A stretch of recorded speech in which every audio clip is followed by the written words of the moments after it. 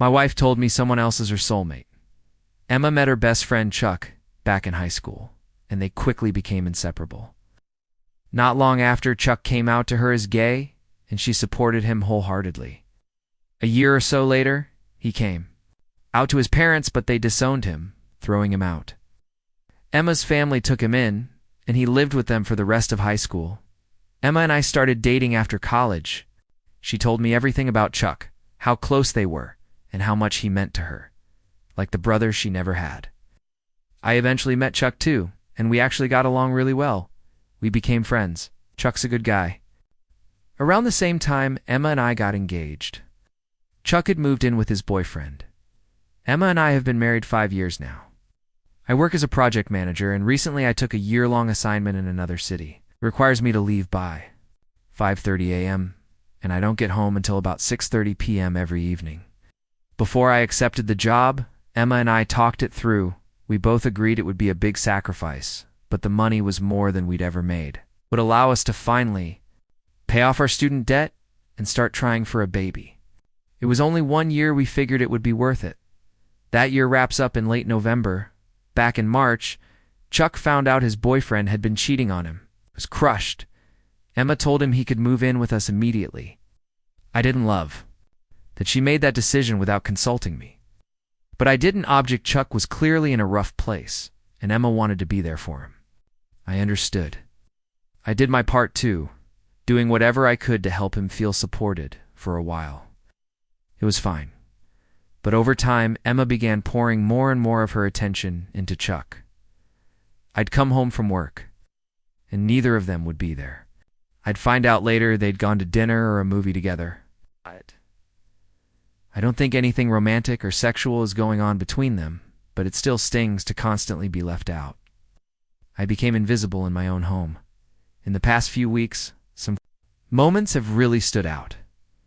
The three of us went to a party not long ago. Someone joked about Chuck being our third wheel. Emma immediately jumped in and said, "Chuck is not the third wheel." I asked, "What does that mean?" She replied, "I've known Chuck longer than I've known you." That stung. Then one night, Emma and Chuck went out dancing. Had work early the next day, so I stayed home. At around 3 a.m., I woke up and noticed Emma wasn't in bed. I went looking for her and found her asleep on the couch, cuddled up next to Chuck. The TV was still on. I tried to tell myself it was harmless, but I couldn't shake the discomfort. I realized I had been working so much lately that I'd stopped putting effort into our relationship. So I decided to change that. I planned a date night for last Friday, just the two of us. When I told Emma earlier in the week, she seemed excited. I hadn't been on a proper date in a long time. Friday came. I got home at 6:30 p.m., but Emma and Chuck weren't there. I took a shower and got ready anyway. By 7:15, I still hadn't heard from her. I finally called. She picked up and told me that she and Chuck had gone shopping and were grabbing dinner. I was stunned. I reminded her about our date and she just laughed and said, "Oh, I forgot." Oh well. She didn't even invite me to join them now. I should say something here.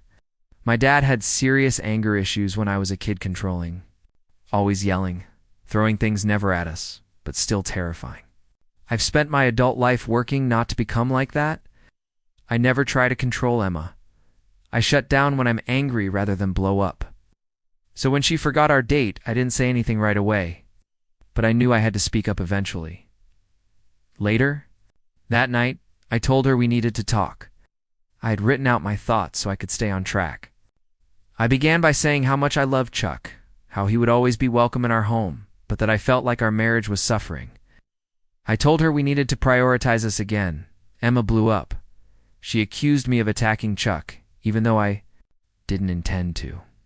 I guess I didn't word it right, but I wasn't expecting her to go on the offensive. We've never had a big fight before. We usually talk things out. This time, though, she said some really harsh things. Then she said it, "Chuck is my soulmate. You just have to get used to that." I froze. I had no idea how to respond. I love Emma more than anything, but in that moment, I realized she loves Chuck more than she loves me. I always thought we were soulmates. Hearing her say someone else holds that title shattered something in me. I don't remember much. After that, she eventually stormed off and slept on the couch. The next day, she and Chuck went out and were gone almost the whole day. When they got back, Emma acted like nothing had happened. On Sunday, she made a little flirty joke, batting her eyes at me like she always does, but this time, it just made me feel sick. I told her I had a busy week and would stay near the job site, something I've done before. I haven't seen her. Since Sunday night, typing all this out, I've realized how exhausted I am. Maybe I did check out. Maybe I haven't given her enough of my time or presence. But how do I move forward knowing she'll never love me the way I love her? Minor update. I've seen comments from women saying they believe in having more than one soulmate. That gives me a little hope. To me, the word soulmate only applies to one person, but maybe Emma means something else. It's not a term we've used much.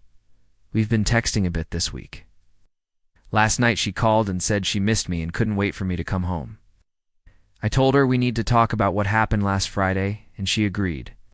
She said she hates that. We fought and wants to work it out. She told me she still loves me. So tonight we'll talk, and I guess I'll finally find out where I stand.